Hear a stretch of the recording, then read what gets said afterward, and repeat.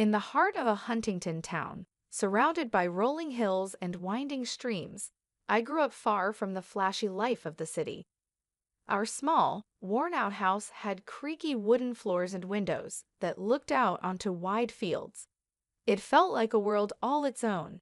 It was here, with the simple warmth of family love, that my story began.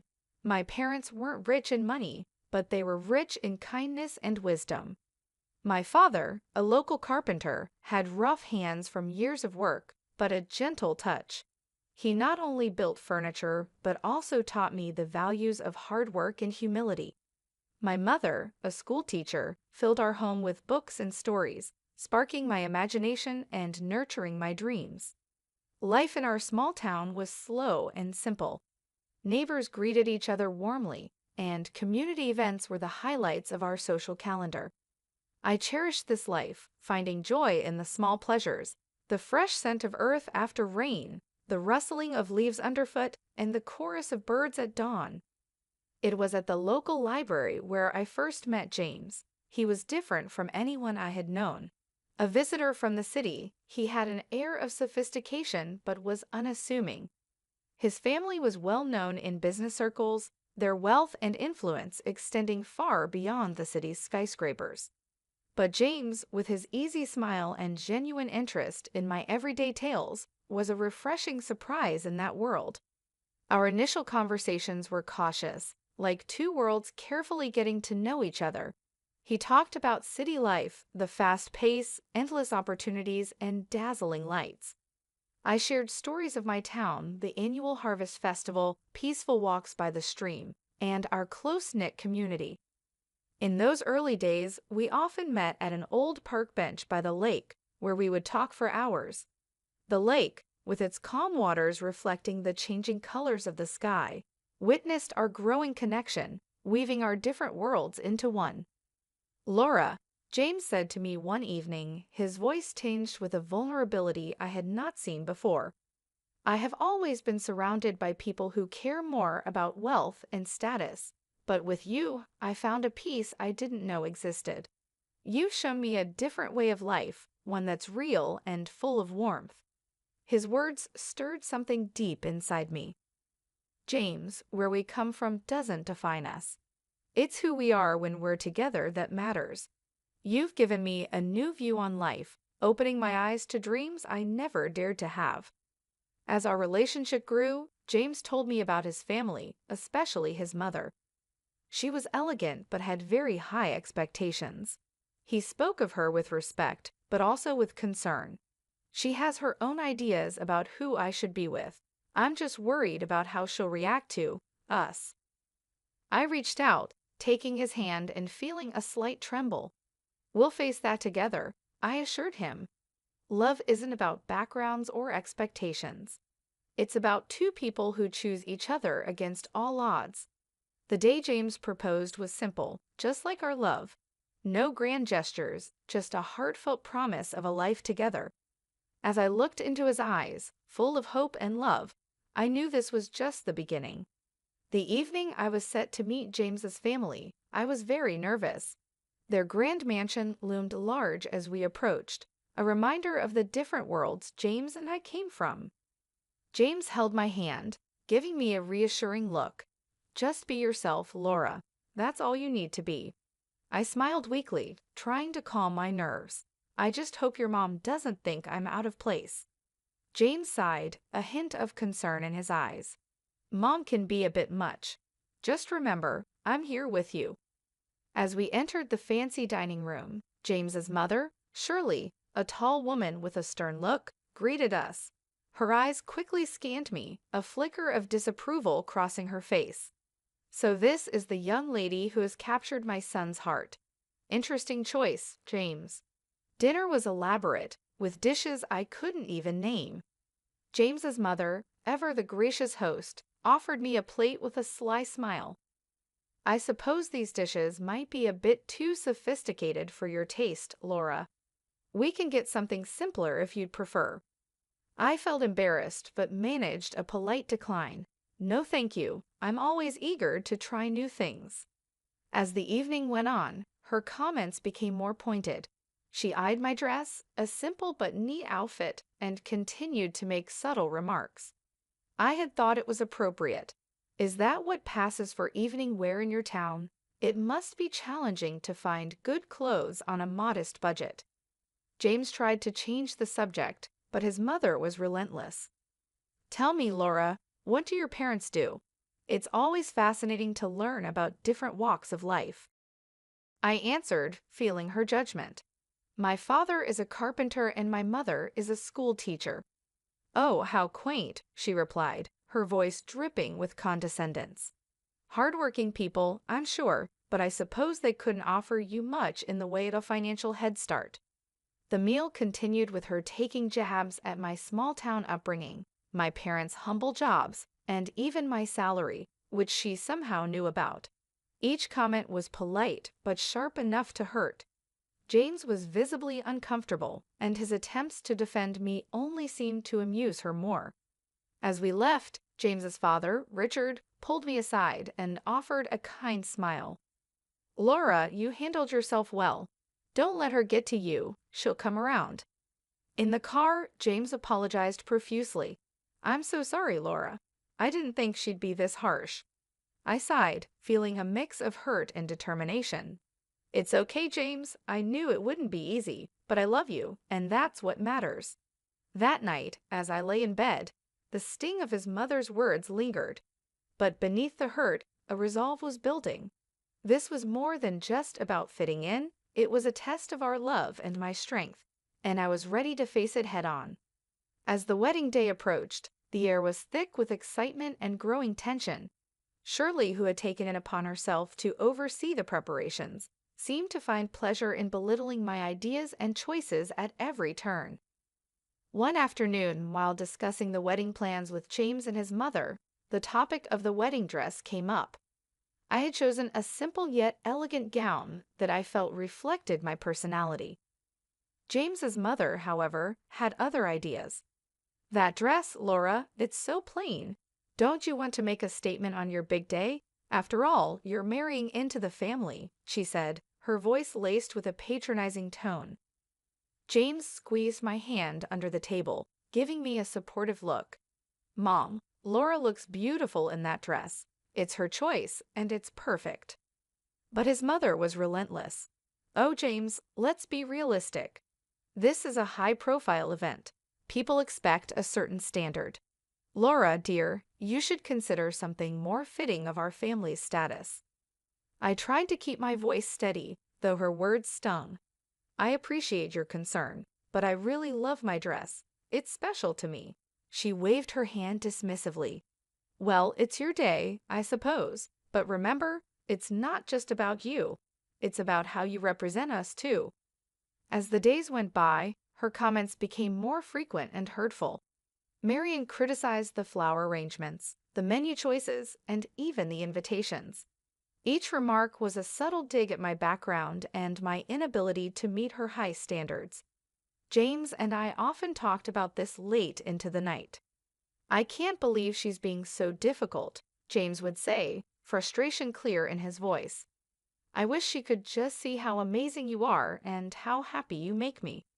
I would lie there in his arms, feeling a mix of love and sorrow. I knew it wouldn't be easy marrying into your family, but I didn't expect it to be this hard. The wedding day dawned bright and clear, a stark contrast to the turmoil inside me.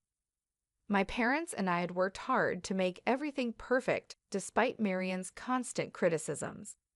As I dressed in my simple but elegant gown, I hoped the day would pass without incident. The ceremony was beautiful, filled with love and heartfelt vows. James's eyes shone with affection and promise as we said our I do's. However, looming over the joyous occasion was the apprehension of the reception to follow, especially the speeches. As expected, Marian took the microphone, commanding the room's attention. The air was thick with expectation as she began to speak. Ladies and gentlemen, she started, her voice loud and clear. Today we have gathered to witness the union of my son James with Laura, a person from a different circle. Whispers spread through the guests, and I felt a cold shiver run down my spine. She continued, her words sharp and unyielding. While some may commend James for his charitable heart in lifting a beggar from the streets, we must be cautious. It's essential to keep our family's reputation and standards high, not let them be diluted by those who are clearly freeloaders seeking to elevate their status by clinging to a family of higher standing. The room fell into a stunned silence.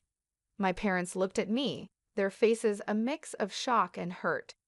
James's face was a mask of disbelief and anger. The guests, a mix of our friends and James's high society acquaintances, looked on uncomfortably, unsure of how to react. My heart sank, and a deep shame washed over me. Her words were not just insults, they were meant to belittle and humiliate me in front of everyone we cared about. As she finished her speech with a forced toast to our future, the applause was hesitant and quiet. The room was wrapped in an awkward silence, the joy of the occasion spoiled by her venomous words. James stood up, his voice trembling slightly. "I'm sorry, Laura. This isn't what I wanted." His eyes were filled with love and sorrow.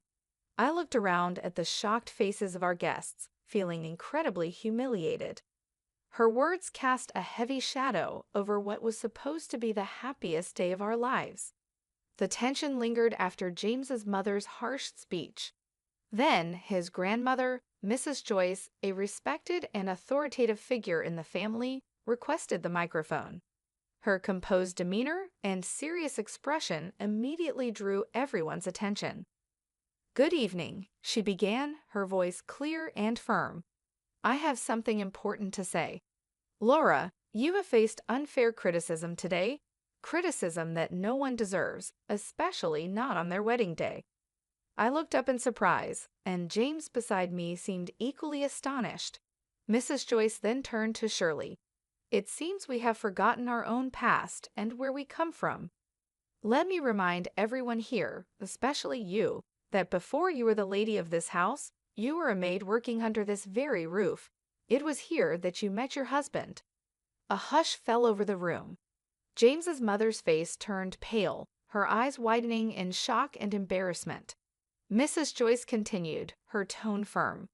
"So, for a former maid to stand here and scorn someone for their humble beginnings is not only ironic but deeply hypocritical." I could hardly believe what I was hearing. The room was silent, every guest hanging on to Mrs. Joyce's every word. You, who rose from poverty, should be the last person to judge or belittle another based on their background. We should be proud of Laura's integrity and strength, not deride her for it. The guests shifted uncomfortably, and whispers began to circulate. Shirley sat motionless, the impact of Mrs. Joyce's words clear on her face. In this family, we value character over wealth, kindness over status. Laura exemplifies these values, and I am proud to welcome her into our family, Mrs. Joyce concluded, her gaze softening as she looked at me. The room erupted into applause, a stark contrast to the earlier muted response. Shirley sat there, completely humbled, her earlier arrogance replaced by a visible sense of shame. I didn't feel sorry for her, James whispered to me. "I never expected Grandma to stand up for us like this." I squeezed his hand, feeling a mix of relief and gratitude. "She's amazing." The rest of the evening felt lighter, the air cleared by Mrs. Joyce's honest defense. Guests approached with warm congratulations and sincere smiles. I felt like they were all on my side, and it felt great. As we left the reception hand in hand, I felt a renewed sense of confidence and belonging. Mrs. Joyce's words had changed everything, breaking the cruel plans of a not-so-smart woman. The days after the wedding were filled with unspoken tension in James's family. It all came to a head during a family meeting at Mrs. Joyce's house, where the air was thick with expectation and apprehension. As we gathered in the grand living room, Mrs. Joyce began without hesitation, her voice firm and unwavering. "What happened at the wedding cannot be overlooked. The way you spoke to Laura was disgraceful." She addressed Shirley directly, her eyes sharp. James's mother, usually so composed, looked smaller somehow, her usual confidence diminished. "Joyce, I've already apologized to Laura," she said, her voice tinged with a hint of defiance. It's not just about an apology, Mrs. Joyce retorted. Your actions reflect on this entire family. You've become accustomed to a lifestyle funded by the family's money without appreciating its value. James's father nodded in agreement, his expression serious. My mother is right. You've lost sight of what's important. Mrs. Joyce then laid out her decision, each word deliberate and clear. I've decided to cut off the financial support you've been receiving. It's time you start contributing to this family instead of just taking. You'll need to find a job and learn to live within your means. The shock on Shirley's face was evident. She turned to her husband, seeking support. You can't agree with this. She can't just cut me off like this. But Richard surprised her. I stand with my mother on this. You've gone too far this time. It's for your own good. Shirley's eyes filled with anger and disbelief, her usual poise crumbling under the weight of her new reality. James, who had been silent, spoke up, his voice steady. Mom, Grandma's decision is harsh, but it's fair. You need to understand the impact of your words and actions. I sat there watching the scene unfold, feeling a mix of sympathy and relief. James squeezed my hand under the table, silently supporting me. The meeting ended with James's mother in a state of shock, slowly realizing her situation. She was clearly used to living off her family, and the thought of working gave her a headache. I could barely contain a chuckle. As we left, James leaned in close. I never thought I'd see the day when Mom would be at a loss for words, but maybe this is what she needs to change. I nodded, feeling a cautious hope for the future. Perhaps this will be a new beginning for her, for all of us. The family reckoning had been tough but necessary. It was a pivotal moment that promised to reshape the dynamics within James's family, hopefully for the better. The honeymoon was a welcome escape for James and me. As we walked along the sunrise beaches, the soothing sound of the waves provided much-needed relief from the recent family turmoil. One evening, as we watched the sunset, James wrapped his arm around me. I'm sorry our wedding turned into such a drama, Laura. I wish things had been different. I leaned into him, feeling the warmth of his embrace. It's okay, James. It wasn't your fault. What matters is we're together now, away from all that stress. James sighed, looking out over the ocean. Yeah, but when we go back, we'll have to face the reality of my mom's situation. It's going to be tough for her. I nodded, understanding his concern. Maybe this will be a chance for her to grow, to see things from a different perspective. We spent our days exploring and our nights talking about our future. The challenges we had faced seemed to strengthen our bond, reaffirming our love for each other. On our last night, as we packed our bags, James looked thoughtful. You know, Laura, everything that happened made me realize how important you are to me. I can't imagine going through life with anyone else. I smiled, touched by his words. I feel the same, James. We've been through a lot, but it's only made our relationship stronger. We can handle whatever comes our way as long as we're together. As we headed back home, I felt ready to face whatever the future held, knowing we had each other. I felt a sense of peace. The honeymoon had not only been a break from the chaos, but also a time for us to strengthen our bond and prepare for the new chapter in our lives. We were returning to a changed reality, but we were doing it together, stronger and more united than ever. The future was uncertain, but I was ready to face it with James by my side. Coming back from our honeymoon, James and I were unsure of what awaited us at his family home. The car ride was quiet, both of us lost in our thoughts about the new family dynamics. As we arrived, the first thing we noticed was the absence of James's mother. Inside, we were greeted by his grandmother, Mrs. Joyce, who wore a knowing smile. Welcome back, you two. I suppose you're wondering about the changes here, she said, her tone light but with an undercurrent of seriousness. Yes, where's Mom? James asked, looking around. Mrs. Joyce took a deep breath, her smile still in place. Well, after you left, Shirley caused quite a scene. demanding that I restore her financial support. When I refused, she decided to leave. She's now living in a small apartment and, from what I hear, is looking for a job. James and I exchanged glances, the news sinking in. It was a drastic change from the luxurious life she was used to. And there's more, Mrs. Joyce continued, leaning in as if to share a secret. Your father is considering a divorce. He's had enough of her antics. It seems like she finally pushed him too far. Well, she brought it upon herself, James said, his expression a mix of shock and relief. I can't believe it. I knew things would change, but this is more than I expected. I reached out, touching his arm. It's a lot to take in, but maybe this is for the best a chance for everyone to start fresh on a more honest footing. Dinner that night was oddly serene. The absence of James's mother was felt, but not in the way we had anticipated. The conversation was more open, and for the first time in a long time, it felt like there was a real sense of family. As we drove home later that evening, James was pensive. I always hoped for a change, but I didn't expect it to happen like this. It's going to be a big adjustment for Mom, James said, breaking the silence. I nodded, feeling the weight of his words. It's a tough situation, but maybe it's a necessary step for her to grow, and for your dad too, to find some peace.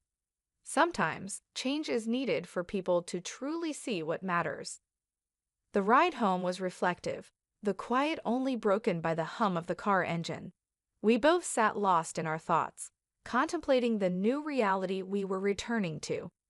The family we left before the honeymoon was not the same one we were coming back to. It was a sobering thought, but also, in many ways, a hopeful one. As we drove through the familiar streets, I thought about how much had changed in such a short time. James's mother, who had always been a looming figure of control and criticism, was now facing a reality without the financial cushion she had relied on for so long. It was a dramatic shift, but one that might lead to her personal growth. Perhaps, without the comfort of easy money, she would learn to appreciate the smaller things in life and understand the value of hard work and humility. James's father, on the other hand, seemed ready to break free from the toxic dynamics that had ruled their marriage. His decision to consider a divorce was shocking, but it also held the promise of peace and a fresh start. For years, he had been caught in the crossfire of his wife's demands and expectations. Now, he had the chance to find happiness on his terms, without the constant strain of living up to someone else's standards. The family we were returning to was not the same, and that realization brought a mix of emotions. There was sadness for the pain and upheaval, but also a glimmer of hope for a better future. Change, though painful at times, was often the path to something better, and we were ready to face it together. As we pulled into our driveway, James turned to me, his eyes filled with a mixture of determination and love. No matter what happens, we'll face it together. This is our chance to build something new, something stronger. I smiled, feeling a renewed sense of confidence. Yes, we will.